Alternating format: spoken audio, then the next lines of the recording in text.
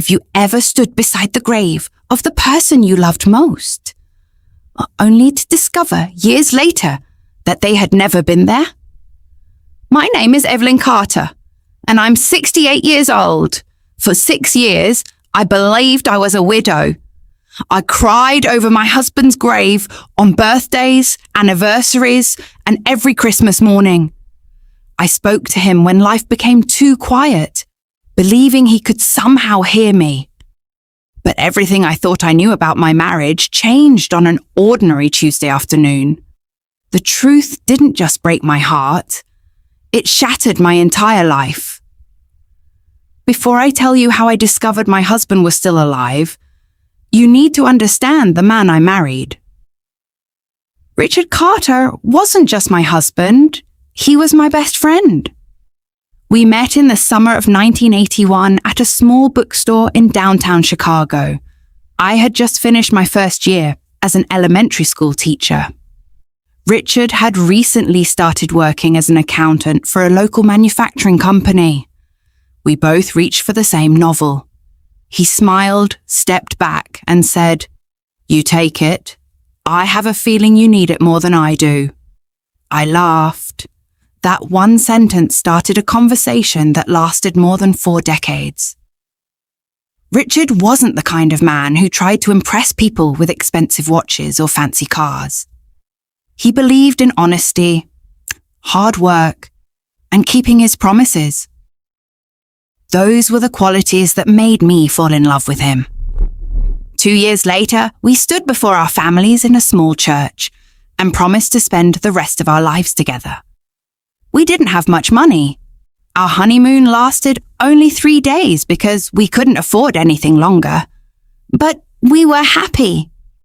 Looking back now, I realize that happiness isn't measured by how much money you have.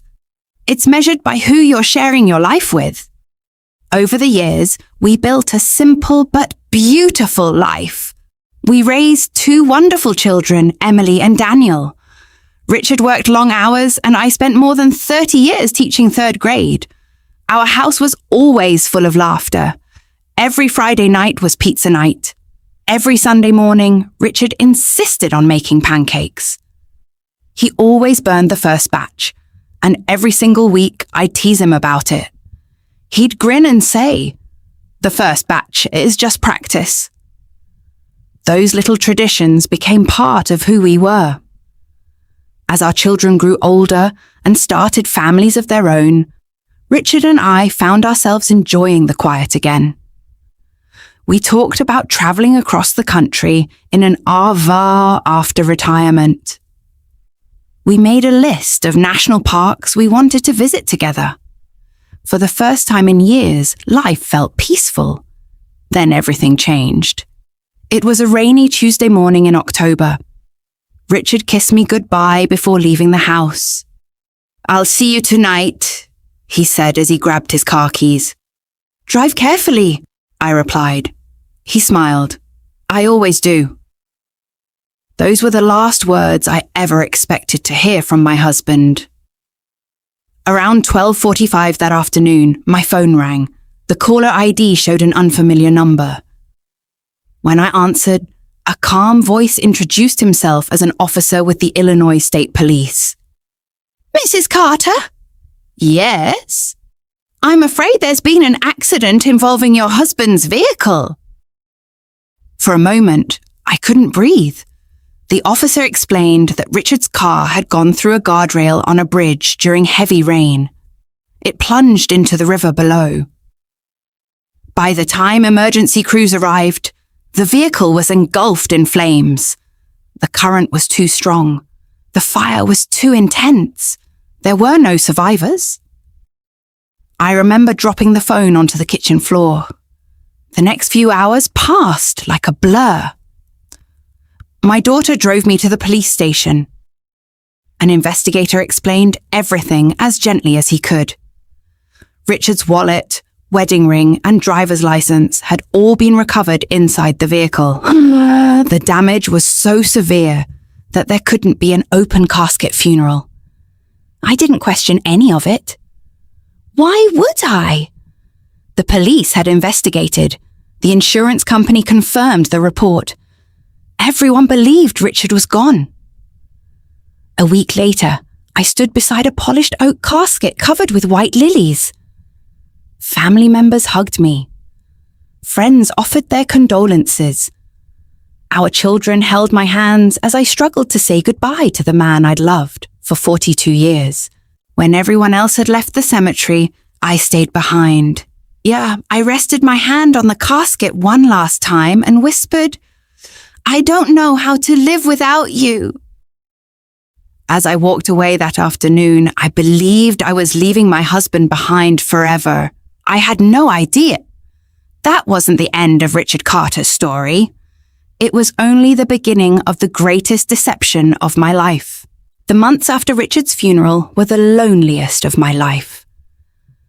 For 42 years, I had never fallen asleep without hearing his voice. Now, the silence was almost unbearable. Every morning, I still reached across the bed, expecting to find him beside me. Instead, my hand met an empty pillow. I couldn't bring myself to move his clothes. His favorite blue sweater still hung in the closet. His reading glasses remained on the nightstand. Even his coffee mug sat exactly where he had left it. People told me that time would heal my pain. But grief doesn't follow a schedule. Some days I felt strong enough to smile. Other days, I couldn't even open the curtains. Our children visited as often as they could. Emily called every evening to check on me. Daniel stopped by every weekend to mow the lawn and fix things around the house. They worried about me. I appreciated everything they did. But when they left, the house felt even quieter than before. About 8 months after Richard's funeral, I decided it was finally time to organize his home office. It was something I'd avoided for almost a year. The room still smelled faintly of his aftershave. His desk was neat, just as he'd always kept it. Every file was labeled. Every pen was in its place. Richard had always been incredibly organized. As I sorted through old tax documents and family photographs, I noticed something strange. One drawer was locked. That had never happened before. Richard had never hidden anything from me. At least, that's what I believed. I searched the desk until I found a small key taped underneath one of the drawers. When I unlocked it, I expected to find old financial records. Instead, there was a plain brown envelope. Inside was a single piece of paper. It listed the name of a storage facility nearly 50 miles from our home. There was no explanation, no note, no receipt, just the address and a unit number. At first, I assumed he'd forgotten to tell me about it. Maybe it contained old furniture or business records. I almost threw the paper away. But something in my heart told me not to. The following Saturday, I drove to the storage facility. The manager looked up the unit number on his computer. Then he frowned. "I'm sorry, Mom. Only the account holder can access this unit." I explained that my husband had passed away. He asked for the death certificate. I handed him a copy. He studied it carefully before typing a few more notes into his computer. His expression suddenly changed. "That's strange. What is?" He looked at the screen again. "This unit was paid for last month." I felt my heart skip a beat. "That's impossible." He shook his head. "According to our records, someone has been making monthly payments without interruption." I forced a smile. "It must be an automatic bank payment." He nodded. "Maybe." I wanted to believe that explanation. It made sense, but something didn't feel right. Richard had always managed our finances carefully. He would never continue paying for an empty storage unit for years without telling me why. That night, I couldn't sleep. Questions kept running through my mind. What was inside that storage unit? Why had Richard kept it a secret? And who was still paying for it? A few weeks later, another strange thing happened.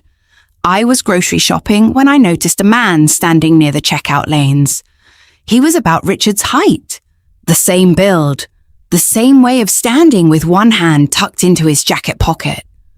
For a split second, my heart stopped. I slowly pushed my shopping cart toward him. As he turned his head, I realized it wasn't Richard, just another man with grey hair. I felt embarrassed for even hoping.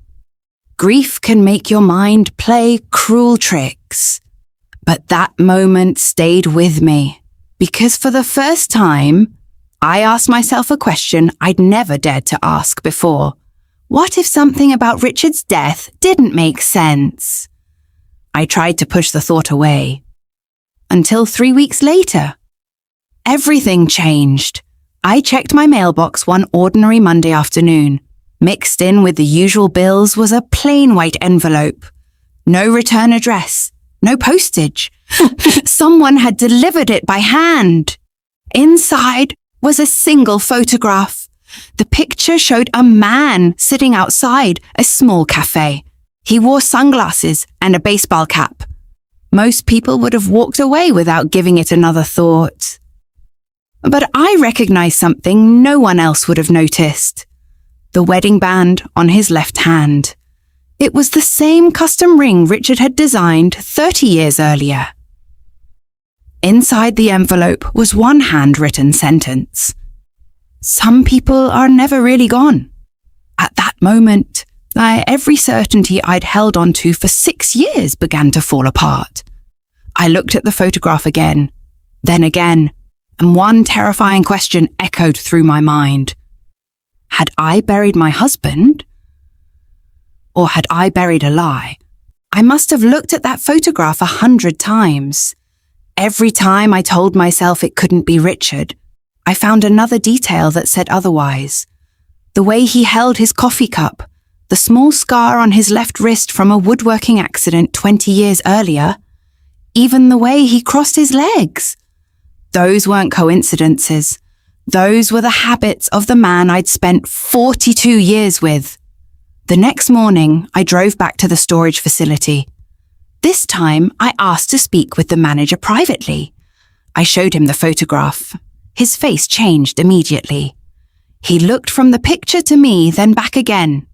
After a long silence, he quietly said, "I've seen this man before." My heart started pounding. "When?" He hesitated before answering. "About 3 weeks ago." I felt my knees weaken. "He comes here once every month. Always on a Tuesday morning. He never stays longer than 10 minutes. I could barely breathe. "You're certain?" He nodded. I never forget a face. For 6 years, I had believed I was grieving a dead husband. Now, I realized I had been grieving a man who had chosen to disappear. The manager couldn't legally let me inside the storage unit. So I waited. The following Tuesday, I parked across the street before sunrise. Every passing car made my heart race. Hours went by. Then, just after 10 o'clock, a silver pickup truck slowly pulled into the parking lot. The driver stepped out. He wore a baseball cap and dark sunglasses. But I didn't need to see his face. I knew the way he walked. I knew the way he carried himself. After 42 years, I would have recognized him anywhere. Richard! He was alive! I sat frozen behind the steering wheel. Part of me wanted to run to him. Another part wanted to drive away and never look back. Instead, I got out of my car. As he turned toward the storage unit, I quietly called his name. "Richard." He stopped.